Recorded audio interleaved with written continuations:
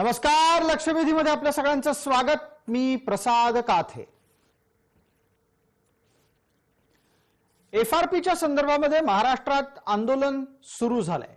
राजू शेट्टी यांनी या आंदोलनात पुन्हा एकदा उडी घेतली आहे आणि एक रकमी एफआरपी मिळालीच पाहिजे, नव्हे ती वसूल करणारच, अशा प्रकारच्या घोषणेने त्यांनी या आंदोलनाला नवी धार देण्याचा प्रयत्न केलाय। एफआरपी हा विषय साखर कारखानदारीशी अत्यंत संवेदनशीलरित्या जोडला गेलेला आहे। एक रकमी एफआरपी देणं म्हणजे साखर कारखानदारीच्या आर्थिक गणिताला नकारात्मकरित्या सादर करणं, अशा प्रकारचा बचाव कारखानदारीतल्या प्रतिनिधींकडून केला जातोय। ज्या पद्धतीने एफआरपी हा शेतकऱ्याचा अधिकार, शेतकऱ्याच्या उत्पन्नाचं हक्काचं साधन म्हणून आंदोलनकर्ते मांडतात आणि दुसऱ्या बाजूला एफआरपीच्या आडून शेतकऱ्यांच्या हक्काच्या रकमेवर डल्ला मारण्याचा प्रयत्न केला जात असल्याचा आरोप ते करतात, ते पाहता एफआरपीची लढाई ही पश्चिम महाराष्ट्रामध्ये कळीचा मुद्दा ठरेल अशी आत्ताची चिन्ह आहेत। हे सगळं वरकरणी जरी दिसत असलं तरी पडद्यामागची त्याची परिस्थिती काय आहे हे सुद्धा समजून घ्यावं लागेल। उसाच्या पट्ट्यामध्ये आपलं वर्चस्व कायम ठेवण्यासाठी राजू शेट्टी या ना त्या कारणानं सातत्याने ठराविक दिवसांमध्ये आक्रमक झालेले आपल्याला दिसत असतात। उसाच्या पलीकडे जाऊन त्यांनी मध्यंतरीच्या काळामध्ये कांदा आणि द्राक्ष या दोन उत्पादकांच्यासाठी सुद्धा आंदोलन उभारण्याचा प्रयत्न केला। पुढच्या टप्प्यात मात्र ते कांदा आणि द्राक्षासाठी सक्रिय दिसले नाहीत। आत्ताच्या घडीला उसाच्या बाबतीत ते पुन्हा एकदा सक्रिय आहेत। ज्या भागातून त्यांचं प्रामुख्याने वर्चस्व दिसून येतं त्यावर आपली पकड कायम ठेवण्यासाठी एफआरपीचा मुद्दा त्यांनी घेतलाय का, हा प्रश्न चर्चेत येतोय। दुसऱ्या बाजूला भारतीय जनता पार्टी सुद्धा एफआरपीच्या मुद्द्यावर आक्रमक आहे आणि म्हणून आत्ताच्या घडीला एफआरपीच्याच मुद्द्यावर राजू शेट्टी विरुद्ध सदाभाऊ खोत असे चित्र समोर येत आहे। आज लक्षवेधीत चर्चा त्याच निमित्तानं। शीर्षक आहे एफआरपीचं घोडं अडलंय कुठं।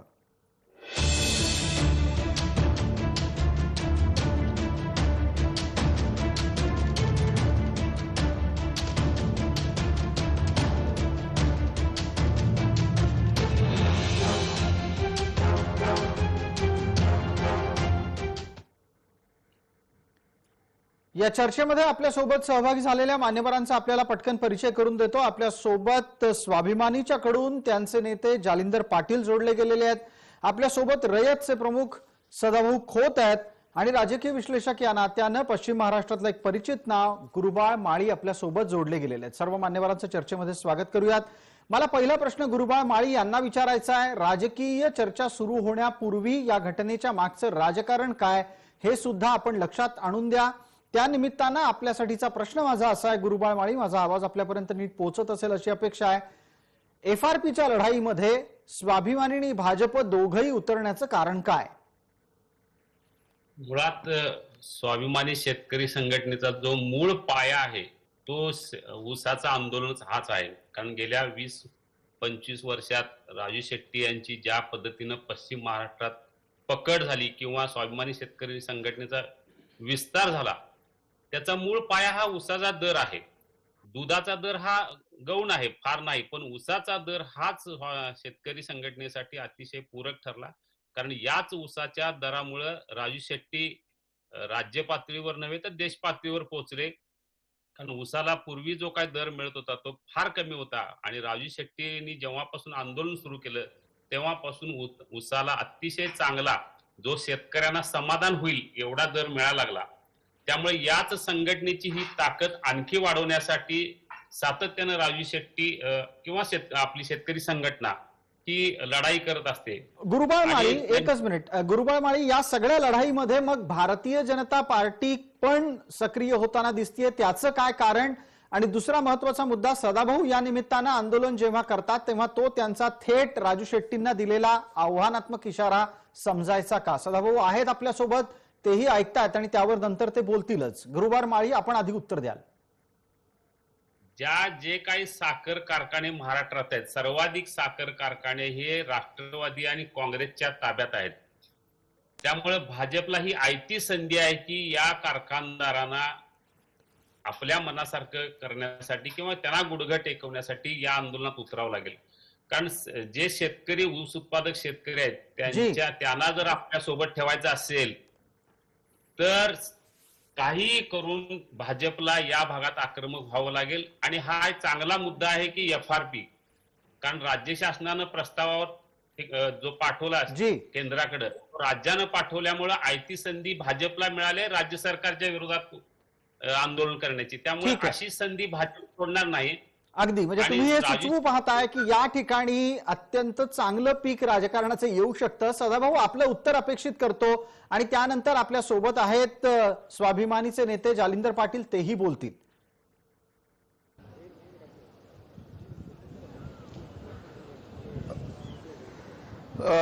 काय आहे की FRPचा जो कायदा आहे, शुगर केन कंट्रोल ऍक्ट 1966, आणि या कायद्यामध्ये स्पष्ट म्हटलेलं आहे की शेतकऱ्याचा ऊस साखर कारखान्याला गेल्यानंतर 14 दिवसाच्या आत त्याला पैसे मिळाले पाहिजेत. FRPचा कायदा हा शेतकऱ्याच्या दृष्टीनं कवच कुंडला आहेत आणि ती कवच कुंडलं काढून घेण्याचं महापाप हे महाविकास आघाडीचं सरकार या ठिकाणी करत आहे. मला आठवतं की पूर्वी FRPच्या अगोदर SMP होती आणि त्या काळामध्ये शेतकऱ्याला उसाला भाव म्हणजे अगदी 2000 च्या अगोदरचा काळ 400-500 रुपये टनाला भाव मिळायचा.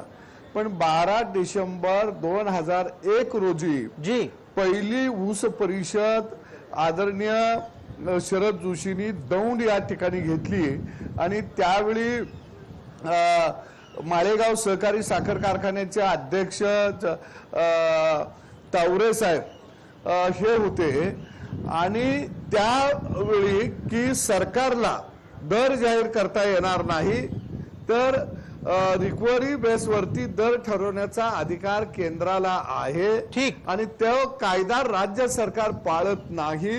हे शरद जोशींनी पहिल्यांदा कायदेशीर तुम्हाला भाव कसा मिळू शकतो हे निदर्शनाला खऱ्या अर्थानं त्या महामानवानं त्या ठिकाणी आणून दिलं. आणि त्यानंतर आपण सदाभाऊ बऱ्यापैकी आत्ताच्या घडीला या सगळ्या आंदोलनाच्या मागची ऐतिहासिक पार्श्वभूमी मांडू पाहताय, पण वर्तमानातल्या ताज्या घडामोडींच्या निमित्तानं चर्चा करत असताना विचारायचं असं आहे की अधिवेशनाच्या शेवटच्या आठवड्यात तुम्हाला यावर आंदोलन करावंसं का वाटलं? आज तुम्ही ऊस घेऊन विधान भवनामध्ये गेलात, आजचा दिवस का निवडला?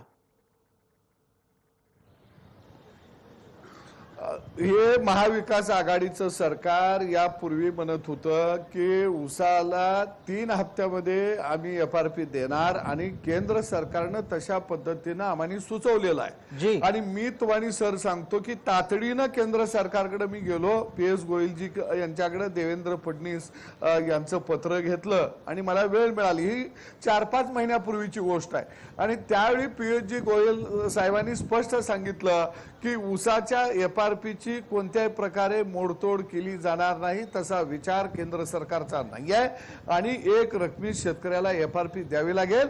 त्यांनी सगळ्या देशातल्या प्रत्येक राज्य सरकारला कळवलं, जे पत्रही माझ्याकडे आहे. आणि मग यांनी हात झटकलं आणि 4-5 महिन्यानंतर परत हिने जार काढला. त्याच्यावर आम्ही आवाज उठवला की तुम्ही जो जार काढलेला आहे, परिपत्रक काढलेलं आहे, ते मागे घ्या.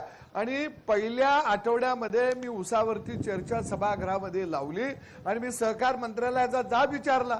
त्यावेळी सहकार मंत्र्यांनी सांगितलं की आम्हाला शेतकऱ्यांनी संमती दिलेली आहे, ऊस दर नियंत्रण समितीनं संमती दिलेली आहे, साखर आयुक्ताची समिती होती तिनं संमती दिलेली आहे. मी म्हणलं या राज्यातल्या सगळ्या शेतकऱ्यांनी संमती दिली का? संमती पत्र आहेत का तुमच्याकडं? तुम्हाला खोटं बोलता येणार नाही.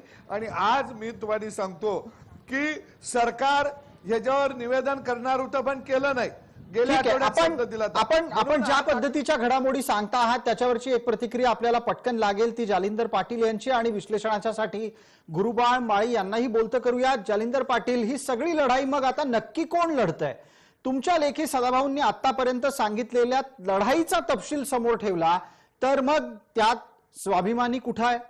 जालिंदर पाटील, आपण उत्तर देणार आहात. सदाभाऊंनी मांडलेल्या तपशिलावरही आपलं बोलणं अपेक्षित आहे.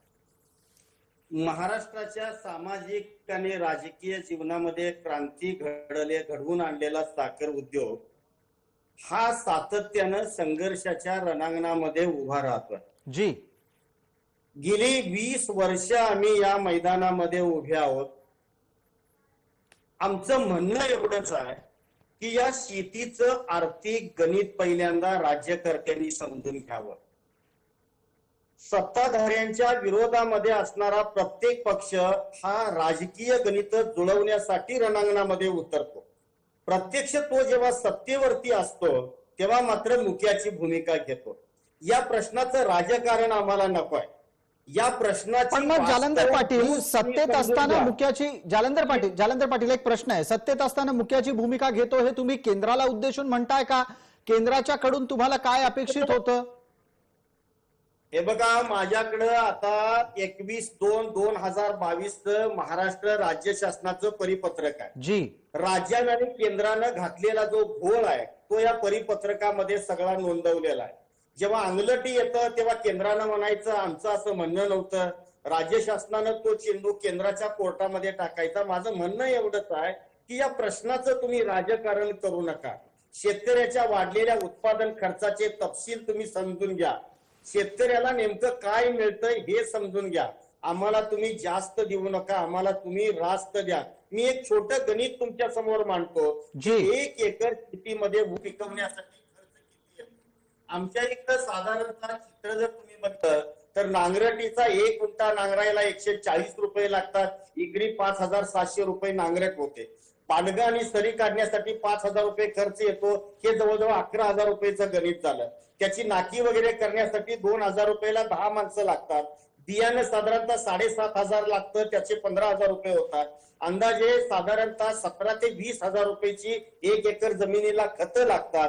भरणी साधारणतः गुंठा 120 रुपये प्रमाणे साधारणतः 5,000 रुपये 1 एकरासाठी लागतात.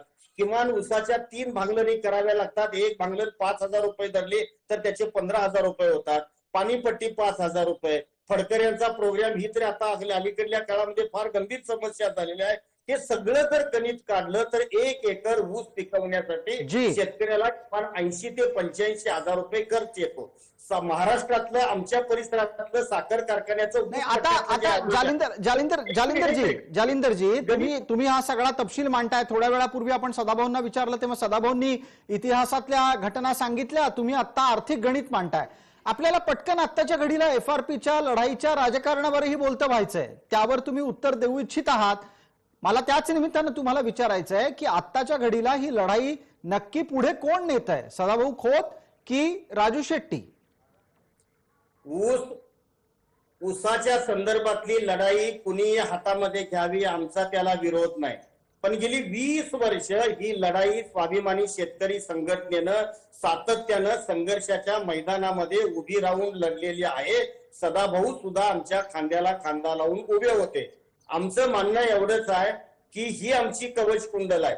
1 रकमी एफआरपी जर आम्हाला नाही मिळाली तर आमची सोसायटी तुम्हाला सांगतोय का भागत नाही. आमची खाती थकीमध्ये जाणार. आम्हाला जे मिळतंय तेच मुळात इतकं कमी मिळायला लागलंय. एखादा सेंट्रिंग मजूर सुद्धा जेवढा पगार पाडतो ना तेवढा 10 एकर जमिनीच्या ऊस उत्पादकाला मिळत नाही.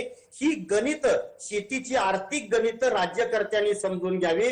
जालिंदर पाटील आपल्या या मुद्द्यावर जालिंदर पाटील आपण सांगता आहात की आर्थिक शेतीची गणित राज्यकर्त्यांनी समजून घ्यावीत.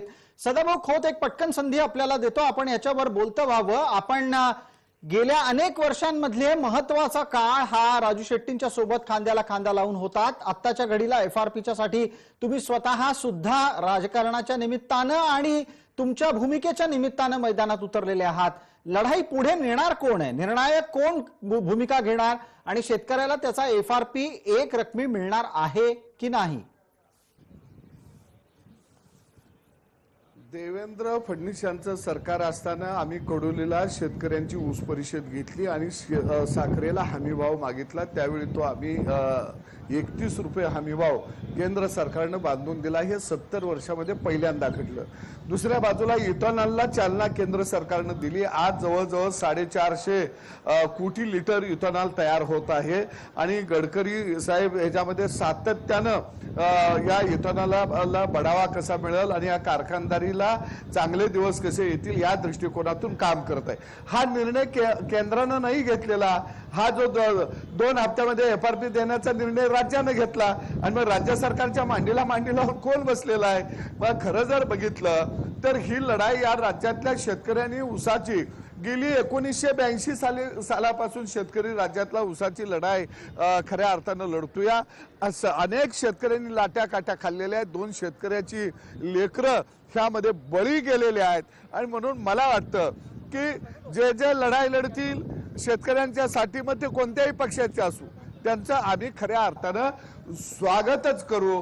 कारण एक रकमी एफआरपीचा कायदा ह्याला कुठेही हात लागता कामा नये. आपल्या माध्यमातून एक मी सांगू इच्छितो की सहकार मंत्र्यांनी आजच मला सांगितलं की 30 तारखेला बुधवारी या विषयावरती मंत्रालयामध्ये बैठक होत आहे. म्हणजे या अधिवेशन मधलं हे मोठं फलित आहे असं म्हटलं तर काही वावगं ठरणार नाही. सदाभाऊ, एक निमित्त आणखीन तुम्हाला प्रश्न विचारण्याचं. तुम्ही आता बोलता बोलता असं म्हणालात की ज्या पद्धतीचे नियम झाले ते राज्यात झाले आणि राज्यात मांडीला मांडी लावून कोण बसलेलं आहे, काय सुचवायचंय?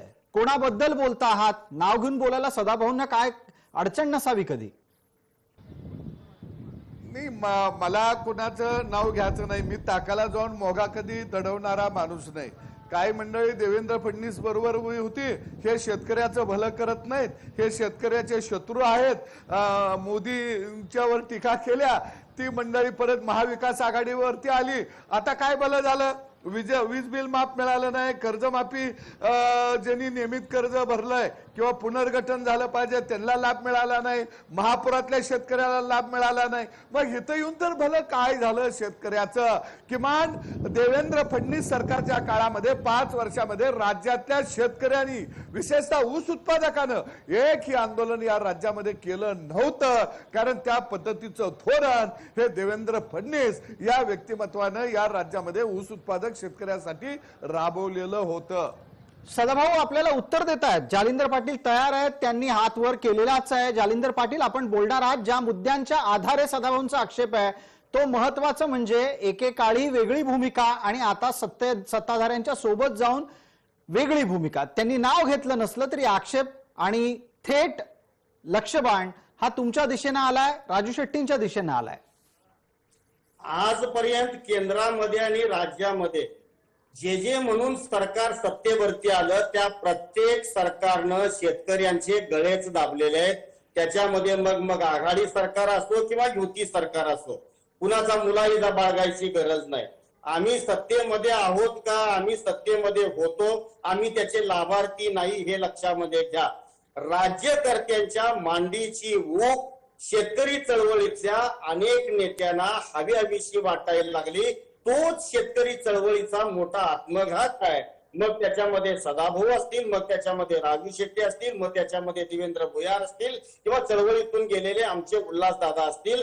त्या राजकारणाच्या ओढीनच चळवळीचं मोठं नुकसान झालेलं आहे. याबद्दल 20 वर्षाचा माझा अनुभव पाठीशी आहे.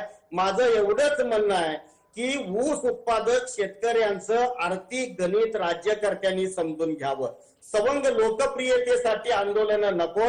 उद्याच्या रणांगणामध्ये एफआरपीचं जे युद्ध आहे ना, ते युद्ध जिंकायला स्वाभिमानीचे मावळेच रणांगणामध्ये उतरणार आहेत आणि ते जेव्हा उतरतात रणांगणामध्ये तेव्हाच न्याय मिळतो. हा गेल्या 20 वर्षाचा चळवळीचा इतिहास आहे आणि सदाभाऊ हे पूर्णतः जाणून आहेत. आमच्या प्रश्नाचं राजकारण करू नका, आम्हाला न्याय द्या, आमची आर्थिक गणित समजून घ्या, वाढलेल्या महागाईचा तपशील डोळ्यासमोर ठेवा, शेतकऱ्याला खरंच काय मिळतंय हे बारकाईनं बघा. आम्हाला न्याय हवाय आणि तो जर नाही मिळाला तर रणांगणामध्ये हिसकावून घ्यायची स्वाभिमानीची ताकद आहे हे लक्षामध्ये घ्या. ठीक आहे. जालिंदर पाटील, सदाभाऊ खोत, आपण दोघांनीही एकमेकांच्या बाबत भूमिका मांडलीत, विषयाच्या बाबतही आपापली मतं मांडलीत. त्याचं एक विश्लेषण गरजेचं आहे. गुरुबाळ माळी आपल्या सोबत आहेत. गुरुबाळ माळी, आपलं मत या मुद्द्यावर अपेक्षित करतो की कोणाच्या आरवण्यानं सूर्य उगवतो यापेक्षा सूर्य उगवला पाहिजे असा आग्रह दोघांकडून होतोय, पण त्याचबरोबर सूर्य आमच्याचमुळे उगवला हे सांगायला दोघंही विसरत नाहीत. गुरुबाळ माळी, मुळात दोघे जे काय शेतकरी संघटनेचे नेते आहेत ते एकीकडे शेतकरी संघटनेचे नेते आहेत, दुसरीकडे राजकीय नेते आहेत दोघे.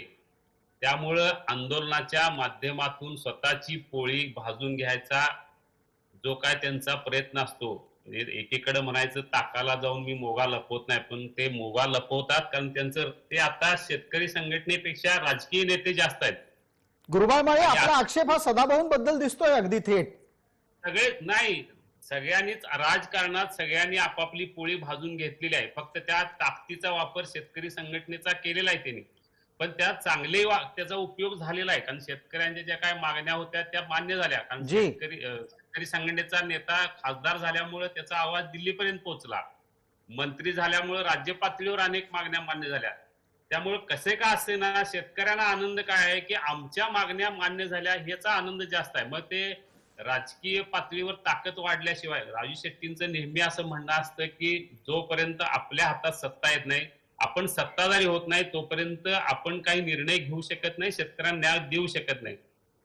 पण मग याच याच सगळ्या पार्श्वभूमीवर एक विश्लेषण आपण आवर्जून करा. त्यावर थोड्या वेळात आपण सदाभाऊ आणि जालिंदर पाटील दोघांनाही बोलतं करूयात. ही लढाई पुढे जाणार कशी? आत्ताच्या घडीला 30 तारखेला FRPच्या संदर्भातली एक महत्वपूर्ण बैठक लावण्यात सदाभाऊ यशस्वी झालेले दिसत आहेत. आता थोड्या दिवसांनी गुरुबाळ माळी मुद्दा हा जन्माला येईल की त्या बैठकीला बोलवायचं कोणाला, आणि त्याच्यातून एक नवीन राजकारण जर सुरू झालं तर मग FRPचं आंदोलन हे अशाच पद्धतीनं अडथळ्यांची शर्यत ठरेल का?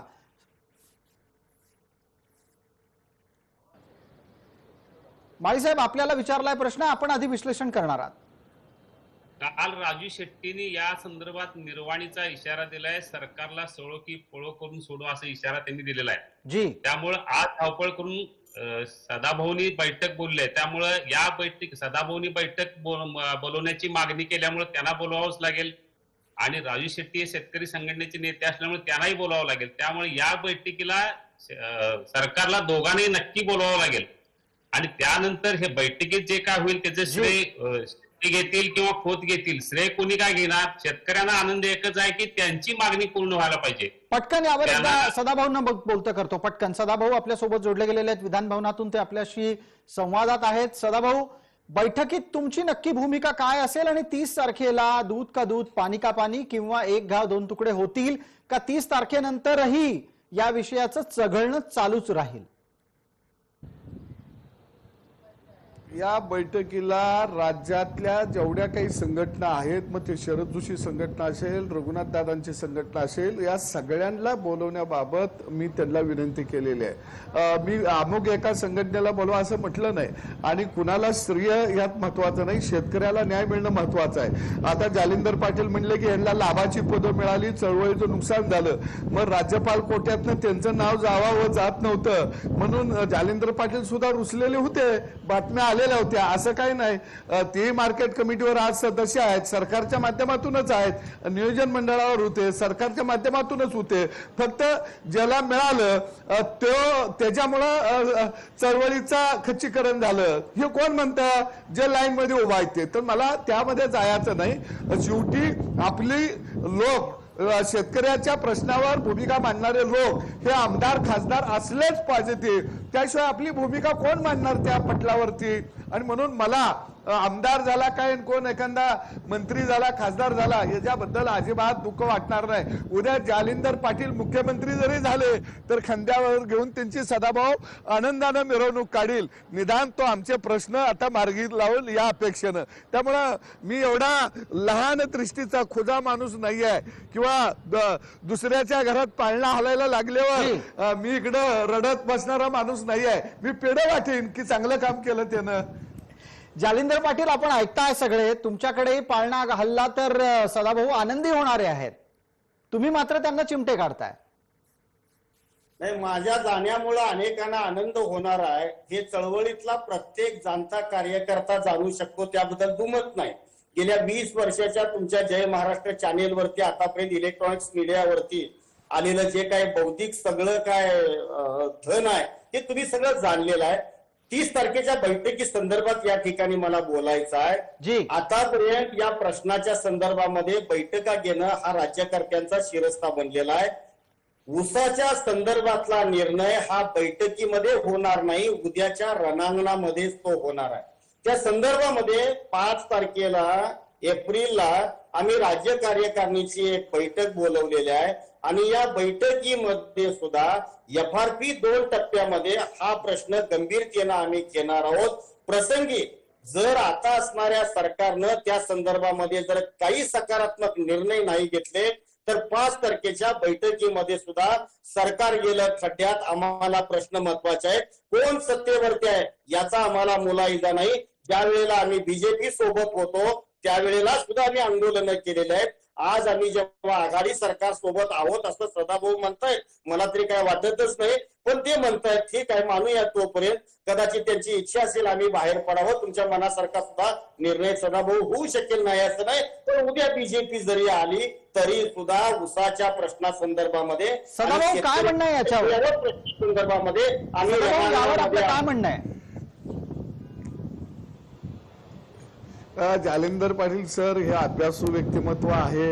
मी त्यांचं वेळोवेळी मार्गदर्शन घेत असतो. आता बाहेर पडा आणि बघा, आमदारकीवरती लात मारली.